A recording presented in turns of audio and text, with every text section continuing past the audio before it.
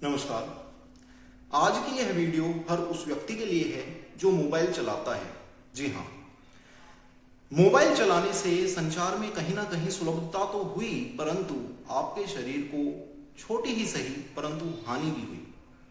दृष्टि का कमजोर होना, रात में नींद ना आना, बेचैनी होना, परेशान होना, स्ट्रेस होना, एंजाइटी होना, डिप्रेशन में जाना, ये सारी चीजें जब से मोबाइल आया है बढ़ती जा रही हैं। इन सारी चीजों के बढ़ने से आज के टाइम में हर 10 में से 4 आदमी डिप्रेशन, एंजाइटी या फिर इंसोमिया से पीड़ित हैं।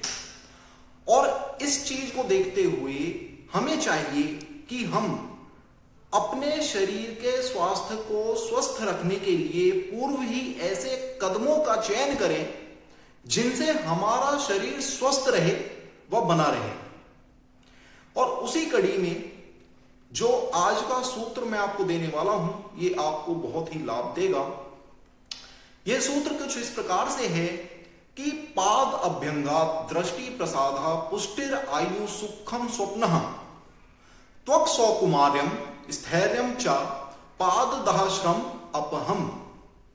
इसका अर्थ क्या है? सबसे पहला शब्द आता है पाद अभ्यंगात, मतलब कि पाद का अभ्यंग करने से। ये मैं आयुर्वेद के अनुसार बता रहा हूं। पाद मतलब होता है आपके पैर के तलवे। यदि आप अपने पैर के तलवों की मालिश करते हैं, कितनी देर? 5 से लेकर 10 मिनट रोज रात को।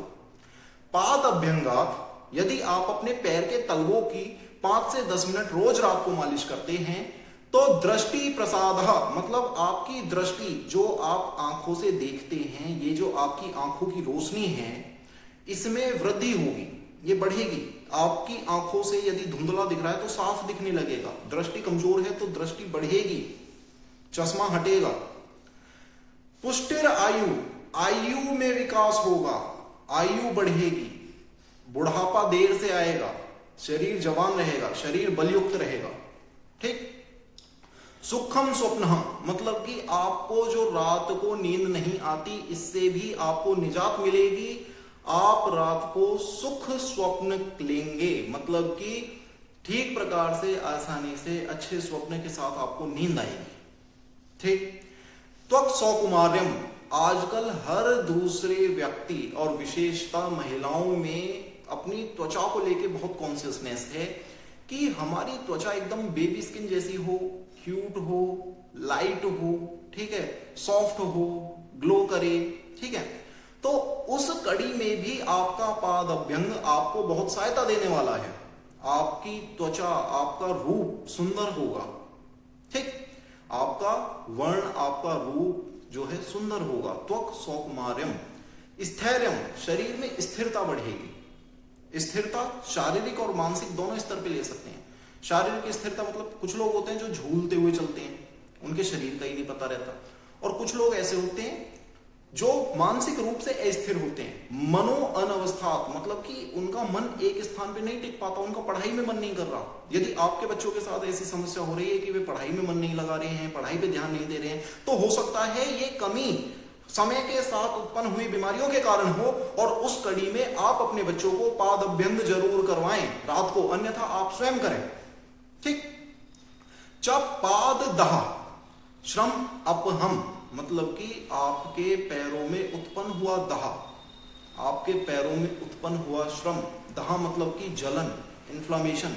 श्रम मतलब कि थकान को ये हरता है। आपके पैरों के दहा को, आपके पैरों के श्रम को ये जो है हरता है।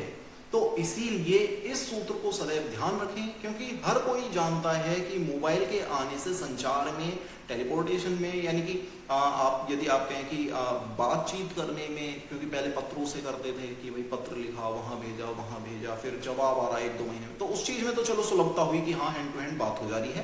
परंतु कहीं ना कहीं किसी ना किसी स्तर पे, बड़े लेवल पे समाज में जो है परेशानियां भी आई हैं। और उन परेशानियों को दूर करने के लिए कहते हैं स्वस्थस्य स्वास्थ्य रक्षणम। आयुर्वेद का पहला ही सिद्धांत है कि स्वस्थ व्यक्ति के स्वास्थ्य की रक्षा करें, मतलब कि प्रिवेंशन ज्यादा बेहतर है मुकाबले क्योर के। किसी बीमारी को पहले ही उत्पन्न होने से रोक दो। मुकाबले उसके उत्पन्न होने के बाद उसका इलाज करो। तो इसके लिए आपको चाहिए कि आप समय के साथ समझते हुए इस चीज पर कार्य को करें। याद रहे, पाद अभ्यंगात दृष्टि प्रसादा पुष्टिर आयु सुखम स्वप्नः त्वक सौंदर्यम स्थैर्यम च पाद दहा श्रम अपहम। तो उम्मीद करता हूं आपको जो सूत्र है बहुत अच्छा लगा होगा। मिलते हैं फिर किसी ऐसी वीडियो में, तब तक के लिए लाइक करें, सब्सक्राइब करें, शेयर करें और आयुर्वेद की ऑथेंटिक जानकारी मिलेगी।